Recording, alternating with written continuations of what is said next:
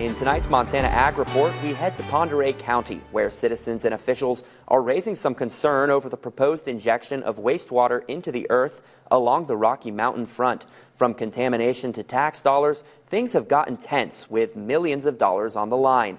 But it all starts with the producer of the wastewater, who say this operation is completely standard and would comply with state, federal, and EPA regulations. The story begins with Montana Renewables. Montana Renewables creates sustainable aviation fuel. To do so, they clean feedstocks, creating a byproduct referred to as agricultural wash water. They're working with Montalban Oil and Gas, who are looking to receive permits from the EPA to give the wells Class 5 distinction. This would permit the injection of treated non-hazardous waste, which may have been hazardous prior. Water is taken from the Missouri River, used to wash agricultural product, and then injected into the earth. We have what some people are referring to as a resource taking. Some residents are afraid the process could harm wildlife that relies on the river.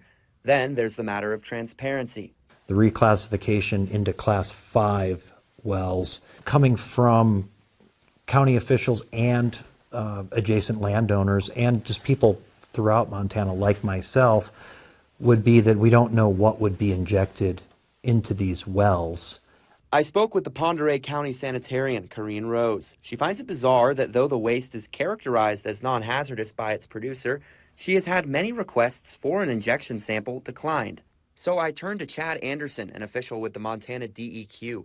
He says Montana Renewables has the responsibility to characterize their waste and send it in for sampling and testing to the Montana Board of Oil and Gas, who control the permit for the Class 2 wells. If the EPA grants Class 5 classifications, Montana Renewables must send in their sample to the EPA. With no permit yet granted, they have no legal obligation to send their samples, which would be injected deep into the Madison Aquifer under the Rocky Mountain front, to anybody else. The public could request a petition to see the sample test results once the permit has been granted. They're willing to do this because there's not many people there. Well, there's still people there that live in these areas of these two injection wells. And those people, according to the Constitution of the state of Montana, have a right to dignity.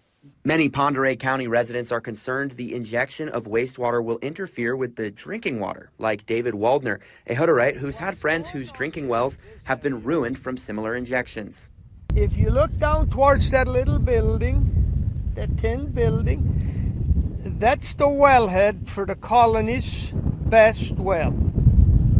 If you look up further towards that line of trees, that equipment, that's the injection site. Montana Renewables responded to me with a letter from CEO Bruce Fleming, which was also sent to Pondera County's commissioners. It says the Madison Aquifer is not drinkable and does not contact surface water supplies. They add their permit caps the maximum quantity of water allowed for injection, and their injections represent a tiny fraction of the non-potable aquifer. Nevertheless, the concern over drinking well contamination remains. If you fool with Mother Nature, she's going to throw you a blow, and it's going to be a tough one. From Pondera County, Owen Skornicase, MTN News.